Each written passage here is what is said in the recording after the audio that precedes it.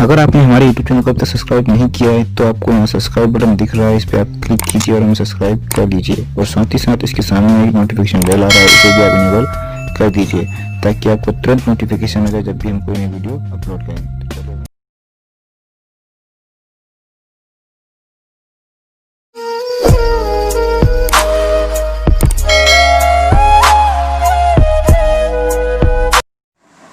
Hello everyone, आप देख रहे हैं ऑप्टिकल क्लासेस और मैं हूं आपके साथ चंदन सिंह। ये वीडियो विशेष रूप से क्लास 10 के बच्चों के लिए बनाया गया है। माय डियर स्टूडेंट्स, ये आपका वर्णिका भाग 2 यानी हिंदी का सेकंड बुक की कहानियां हैं जो आज हम यहाँ शुरू करने जा रहे हैं। चैप्टर पहला है आपका इसमें दही वाली मगम्मा। स्टूडेंट्स, दही वाली मगम्मा के जो लेखक हैं वो श्रीनिवास हैं। इनका पूरा नाम मास्ती वेंकटेश अयंगर है और आप देख पा रहे हो इनका जन्म 6 जून 1891 ईस्वी में कोलार कर्नाटक में हुआ था। इन्होंने कन्नड़ साहित्य में अपना बहुमूल्य योगदान दिया है। इनकी कहानी संकलन सन्ना कथिकेलु को सन 1968 में पुरस्कृत भी किया गया है और उन्हें ज्ञानपीठ पुरस्कार भी प्राप्त हुआ है। यहाँ जो हम लोग कहानियाँ पढ़ने जा रहे हैं ये कन्नड़ कहानियाँ जो national book trust of India से लिया गया है और इस कहानी का अनुवाद B.R. नारायण ने किया है। स्टूडेंट्स, ये सारे पॉइंट्स को आप ध्यान में रखेंगे।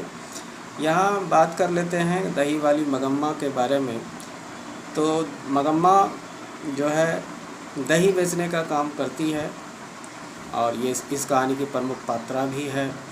कहानी का शुरुआत बेंगलुरु शहर से होता है जहाँ एक घर पे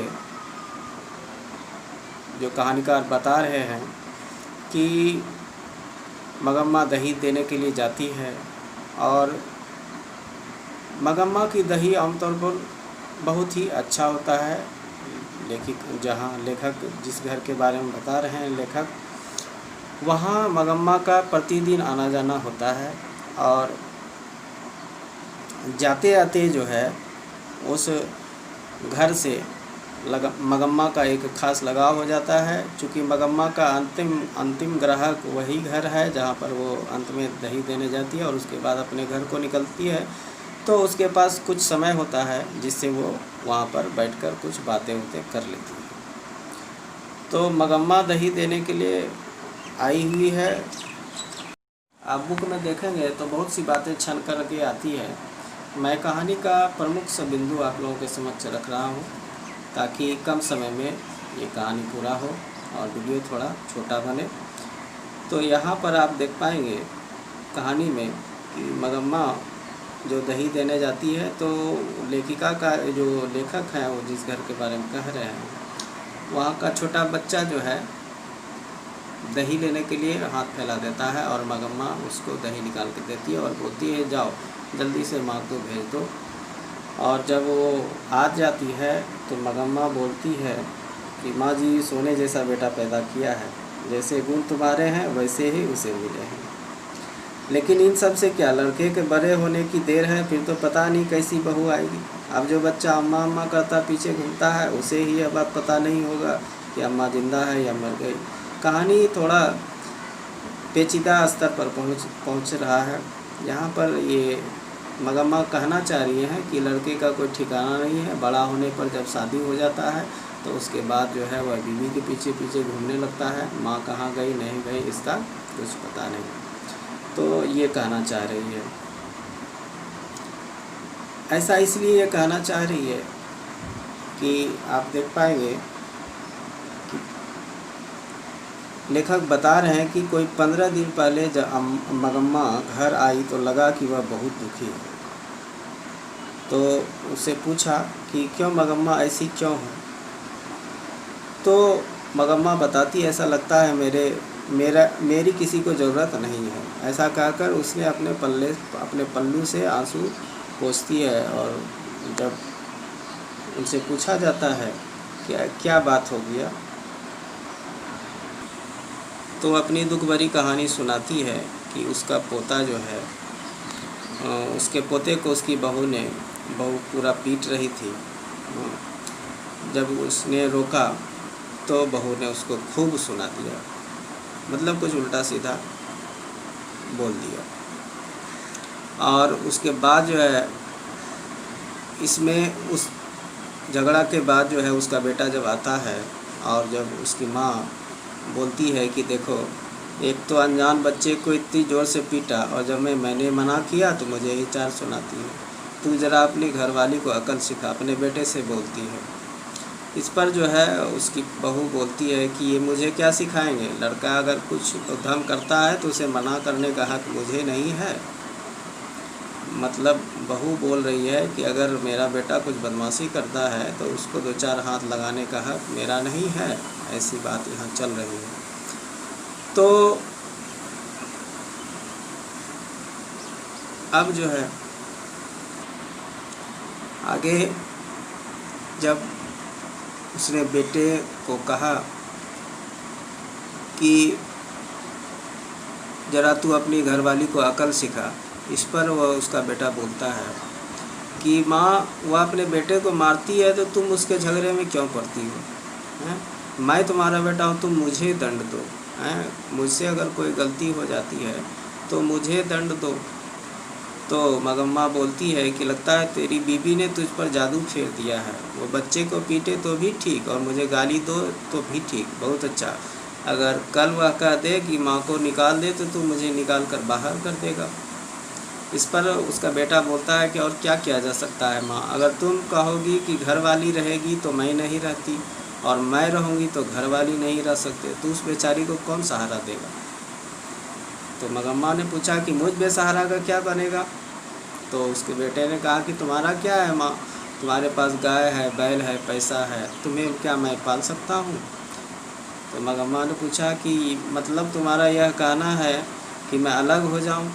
तो उसके बेटा ने कहा कि अगर तुम अलग होना चाहती हो तो मैं तुम्हें रोकूंगा नहीं, मैं तुम्हारे झगड़े से तंग आ गया हूँ। इसी बात पर मगम्मा को बहुत दुख हुआ और फिर मगम्मा बोली कि ठीक है, आज दोपहर से मैं अलग हो जाती हूँ, तुम अपने घरवाली के साथ सुखी से रहो। फिर दही लेकर के वो बेचने आ जाती है। मतलब झगड़ा बढ़ते जा रहा था यहाँ, मगम्मा और उसकी बहू और बेटे के साथ झगड़ा बढ़ते जा रहा था। दूसरे दिन जब मगम्मा दही बेचने आती है लेखिका के यहाँ, तो उससे पूछा गया कि जब झगड़ा निपट गया कि नहीं, तो इस पर वो जवाब देती है कि वह निपटने देगी क्या, मतलब बहू के बारे में इशारा कर रही है कि वह निपटने नहीं देगी। वो कल दोपहर में जब ये दही बेच कर जाती है तो उसको पता चला कि उसका बर्तन भांडा सब अलग करके रख दिया गया है, एक कुटले में रागी और एक में चावल, थोड़ा सा नमक मिर्च सब अलग करके रख दिया है और ख़ुद अपने पति को खिलाकर पाँव पसारे बैठी थी। तो मगम्मा पूछी कि आप बताइए माँ जी, झगड़ा कैसे निपटेगा? उसके बाद मगम्मा बताई कि मैं थोड़ा हिट्टू बना करके खाया, शादी के बाद बेटा कभी अपना रहता है माँ जी, ऐसा मगम्मा जानना चाह रही है। वो बोली कि मगम्मा बता रही है कि रोज़ जो है उस बच्चे को, यार अपने पोते को थोड़ा सा दही खिलाकर बाद में दही बेचने आया करती थी, लेकिन आज जब वह दही बेचने के लिए निकल रही थी, ठीक उसी समय उसकी बहू ने बच्चे को लेकर कहीं चली गई। मतलब कहा कि इतनी छोटी सी बात की कैसी रामायण बनती जा रही है। मगम्मा को बहुत आश्चर्य हो रहा है, लेखिका को भी इस पर आश्चर्य हो रहा है। लेखिका उनकी सब बातों को ध्यान से सुनती है और दूसरे दिन से मगम्मा से वो उस बात की चर्चा ही नहीं उठाती है, क्योंकि उनको लगता है कि फिर बात बढ़ जाएगा और ज़्यादा टाइम पास हो जाएगा। तो एक दिन जो है मगम्मा उनसे पूछती है, माँ जी आप जो मखमल का ब्लाउज़ पहनती है वह कैसे गज मिलती है? मगम्मा पूछी तो और बोली कितने दिन तो बेटे और पोते के लिए पैसा जोड़ती रही, लेकिन अब भला क्यों जोड़ूँ, मैं भी एक मखमल की ब्लाउज़ पहनूँगी। तो उन्होंने बताया कि एक ब्लाउज़ के 7-8 रुपये लगते हैं। तो मगम्मा जो है जाकर दर्जी से कपड़ा लिया और सिलने दे दिया और दूसरे ही दिन पहन कर आया और बोला देखिए माँ जी, मेरा श्रृंगार घर वाले के रहते तो एक अच्छी साड़ी नसीब नहीं हुई, वह तो किसी के पीछे लगा हुआ था। मैंने बेटे के लिए पैसे जोड़े, अब वह लड़का ऐसा हो गया कि मेरा कोई बात ही नहीं मानता, तो अब मैं उसके लिए क्या पैसा जोड़ूं? तो देखिए तो अब कैसा है मेरा श्रृंगार। तो लेखिका को यह लगता है कि बेटे के अलग होने के कारण जो है दुख से मगम्मा को मति भ्रम हो गया है। जब ज़्यादा सुख आ जाता है तब हर किसी को ऐसा ही होता है। तो फिर भी उन्होंने कुछ नहीं कहा, किसी से दूसरे से झगड़ा मोल लेना क्या फ़ायदा, ऐसा कह के उन्होंने टाल दिया। मगम्मा के गांव में एक लड़का बेंगलुरु से पढ़कर आ रहा था। वह फिरंगियों की तरह जो है टाई लटका कर रहता, तो ज़रा शौकीन किस्म का वो लड़का था। तो मगम्मा को मखमल का जैकेट पहनते हुए देख कर के वो बोलता है कि अम्मा एकदम मखमल की जैकेट ही पहन ली, क्या बात है अम्मा, एकदम मखमल की जैकेट पहन ली। तब मगम्मा ने कहा कि क्यों रे लड़का, ऐसे बात क्यों कर रहा है, तू गले में फांसी लटकाए घूमता है, ये टाई के बारे में कह रहा कि मैं जैकेट नहीं पहन सकती। दोनों में तू तुम्हें में हो जाती है। पास खड़े लोग हंसने लगते हैं। बात भी सही है, चूँकि मगम्मा का वो उम्र नहीं रहा है जिससे कि वो इतना मतलब मगम्मा का वैसा उम्र भी नहीं रहा है जिससे वो इतना बन ठन के रहे। तो पास खड़े लोग हंसने लगते हैं। अगले दिन जो है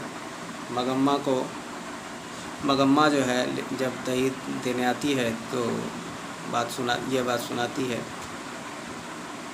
तो दूसरों की बात तो दूर, उस बहू ने भी मगम्मा को सुनाते हुए कहा था कि बहू को एक जैकेट सिलाकर नहीं दी है, सास अलग हो गई है और अब मखमल की जैकेट पहनने लगी है। तो मगम्मा को थोड़ा दुख हुआ और जो है मगम्मा जो है अपने बहू को कनफूल, कड़े, झुमके, कान के जंजीर, कंठी तक सब कुछ दिया हुआ था शादी के समय, और हर साल कोई न कोई गहना बनवा कर देती थी, लेकिन वो उस बहू को याद नहीं थी। तो रात में जाके मगम्मा अपने बेटे से बोलता है कि देखो तुम्हारी बीबी जो है मुझ पर ताने कसती है, मेरे जैकेट के ताने कसती है और कहती है कि मैंने कुछ नहीं दिया, जबकि मैंने तो तुम्हारी बेटी को, बहू को सब कुछ दिया हुआ है। तो बेटा फिर गुस्सा हो गया, कहा कि अगर तुमको चाहिए तो सारे जेवर ले जाओ, रास्ता चलने वाले भी लोग इस तरह से बातें नहीं करते हैं। अगर तुमको चाहिए तो अपना सारा जेवर लेकर चले जाओ, मैं तुम्हारे झगड़े को, तुम लोगों का झगड़ा पसंद नहीं करता हूँ। कुछ दिन बाद एक दिन मगम्मा जो है वहाँ जब दही देने जाती है तो लिक्का से कहती है कि माँ जी आप बहुत भली है, मेरे पास थोड़े पैसे हैं, उसे कहीं बैंक में रखवा दीजिए, क्योंकि बहुत लोगों की आंखें उस पर लगी हैं। तो लेखिका ने जानना चाहा क्यों, ऐसा क्या हो गया। तो वह बोली कि माँ जी मेरे गांव का एक आदमी है जिसका नाम रंगप्पा है, वह कभी कभार जुआ हुआ खेलता है, बहुत शौकीन तबीयत का है। आज जब मैं दही लेकर आ रही थी तो वह कहीं से टपक पड़ा और पूछने लगा क्यों मगम्मा अच्छी तो हो। तो उसके बाद वह बोला कि हाँ भाई तुम्हारा क्या कहना है।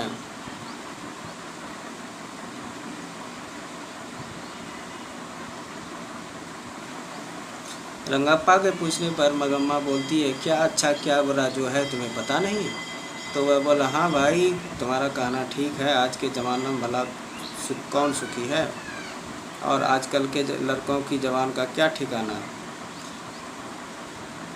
और वह रंगप्पा जो है मगम्मा के साथ साथ चला आता है। रास्ते में अमराई का कुआं है, जहाँ गुजरते वक्त जो है मगम्मा को बहुत डर लग जाता है।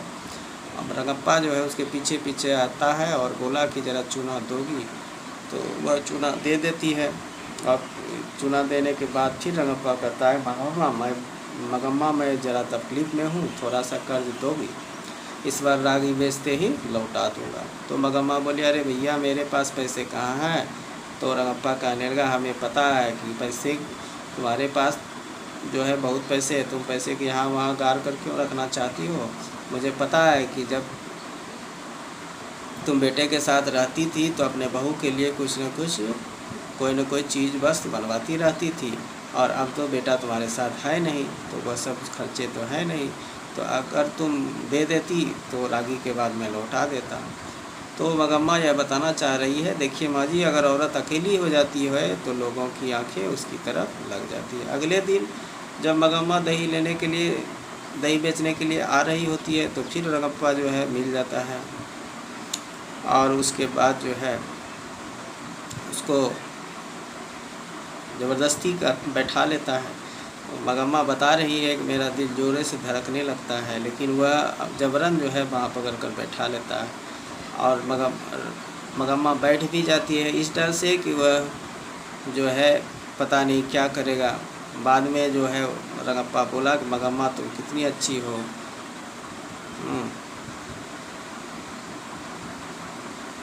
रंगप्पा जो है इधर उधर की बहुत सारी बातें मगम्मा से की, जिससे मगम्मा बहुत डर गई और वो जो लेखिका के पास आके बोलती है कि वो पैसा अपने साथ में लेकर आई है, बोली माँ जी इसको आप बैंक में जमा करवा दो। मगम्मा बेचारी हाथ छोड़ाकर उससे भाग जाती है रंगप्पा से और यहाँ आकर ये कहानी सुनाती है। मगम्मा यह कहना चाह रही है कि कोई और होती तो यह सोचकर खुश हो जाती कि घरवाले ने पसंद नहीं किया पर कोई तो पसंद करने वाला मिला, लेकिन मैंने अपना धर्म नहीं छोड़ा। हाँ, और लेखिका बोली कि चलो जो हुआ उस पर मिट्टी डालकर बेटे के साथ क्यों नहीं रह जाती। तो मगम्मा बोलती है माँ जी मैं तो रह जाऊँ पर वह रहने दे, तब तो वो तो हो हल्ला करके मुझे जाति से ही बाहर कर देना चाहता है। तो अब लेखिका बोलती है कि अच्छा मैं अभी जल्दी में हूँ, कल पूछ कर रखूँगा ये पैसे जमा करना है या नहीं करना है। इधर मगम्मा का पोता जो है मगम्मा के घर आना जाना करने लगता है, कभी दूध पीने चला था, कभी दही मांग लेता है, कुछ मिलने पर नाच उठता है। तो इस तरह से इधर जो है मगम्मा के घर में उसका पोते का आना जाना शुरू हो जाता है। अगले दिन मगम्मा जब आती है तो लेखिका को समाचार देती है कि मेरा पोता जो है मेरे अपने माँ बाप को छोड़कर मेरे पास आ गया है, वह बहुत खुश है, बित्ते भर का छोरा है। तो लेखिका ने जानना चाहा माँ को छोड़ आने का क्या मतलब है। तो उसने बोला कि लड़के ने कह दिया कि जो है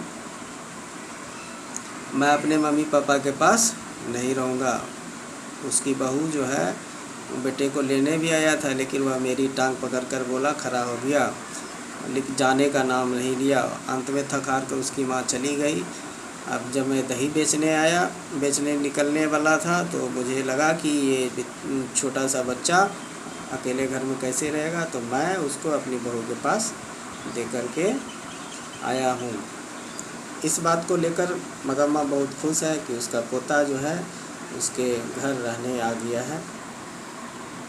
कहानी के अंत में ऐसा होता है कि 2 दिन बाद जो है लड़का जो है अपनी माँ के पास गया और वो जो छोटा बच्चा जो आया था दादी के पास रहने, तो और दूसरे ही दिन फिर दादी के साथ मैं भी बेंगलुरु जाऊँगा ऐसा कहकर जिद पकड़ लिया। अब बेचारे बुढ़िया के लिए सिर पर दही की मटकी वाला टोकरी और गोद में पोते को लेकर 3 मील चलना असंभव था। उसकी समझ में नहीं आया कि क्या करे। तो बेटे और बहू ने आके समझाया कि उस दिन हमसे गलती हो गई, तुम भी गुस्सा करके यूँ रहोगी तो कैसे चलेगा माँ। मतलब बेटे और बहू दोनों मिलकर माँ से गलती का क्षमा मांगने आया है।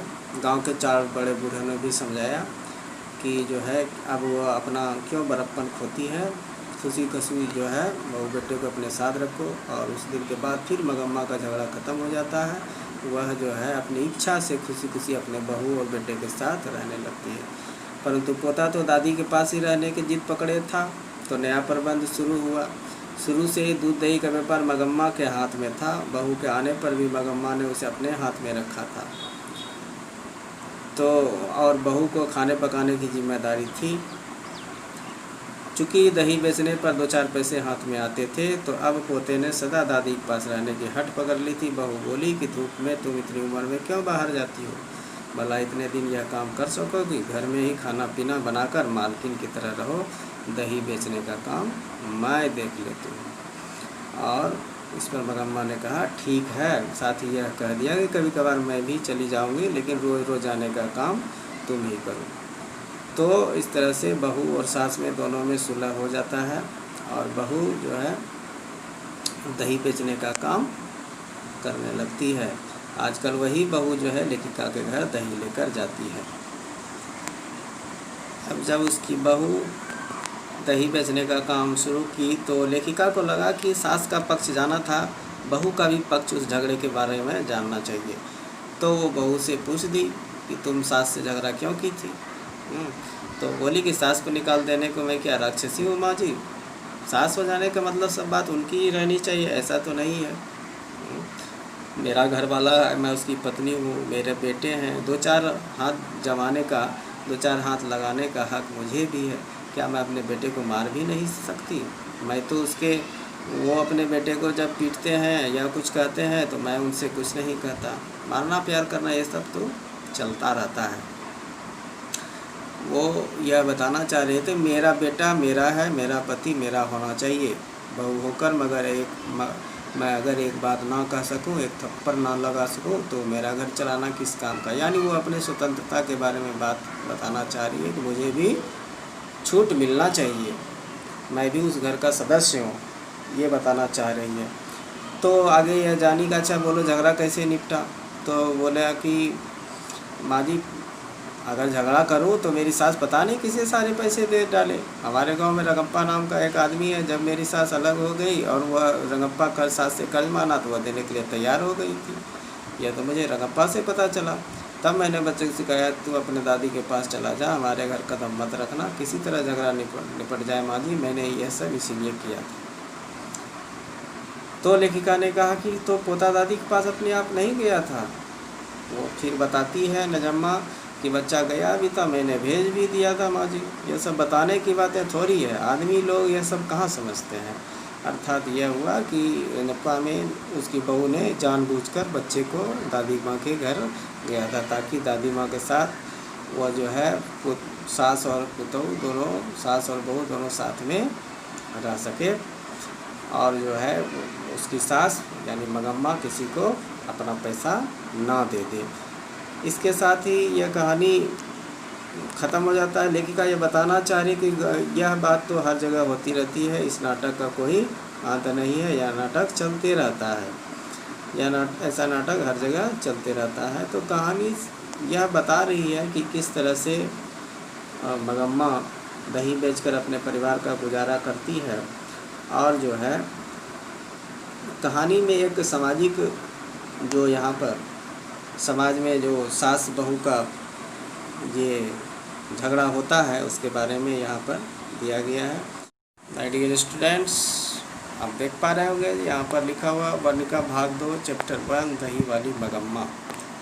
यानी ये कहानी दही वाली मगम्मा का कुछ की पॉइंट है आप लोगों के लिए। यहाँ पर देखिए आप, लेखक हैं दही वाली मगम्मा का श्रीनिवास, इनका पूरा नाम है मास्ती वेंकटेश अयंगार। इनका जन्म 6 जून 1891 ईस्वी कोलार कर्नाटक में। वे कन्नड़ साहित्य के सर्वाधिक प्रतिष्ठित रचनाकार हैं। साहित्य अकादमी ने उनके कहानी संकलन सन्ना कथेकुलु को 1968 में पुरस्कृत किया है। ज्ञानपीठ पुरस्कार भी उनको मिला हुआ है। यह कहानी जो है कन्नड़ कहानियाँ से ली गई है। इस कहानी का अनुवाद B.R. नारायण ने किया है। इनके प्रमुख पात्र हैं मगम्मा, नजम्पा और रंगप्पा। मगम्मा दही बेचने का काम करती है, कहानी में आप लोगों ने सुना ही है। नजम्मा जो है मगम्मा की पुत्रवधू है, यानी उसकी बहू है। रंगप्पा एक जुआरी तथा शौकीन किस्म का व्यक्ति है जो मगम्मा को पैसे के लिए बोलता है। कहानी की शुरुआत बेंगलुरु से होता है। मगम्मा के गांव का नाम वेंकटपुर जैसा ही कुछ है, यहाँ पर स्पष्ट नहीं है, लेकिन वेंकटपुर एक नाम आया हुआ है। तो स्टूडेंट्स, आई होप कि कहानी आप अच्छी तरह समझ गए और इसके की पॉइंट को आप नोट कर लेंगे ताकि परीक्षा में आप इससे संबंधित प्रश्न का उत्तर आसानी से दे सकें। Thank you for watching.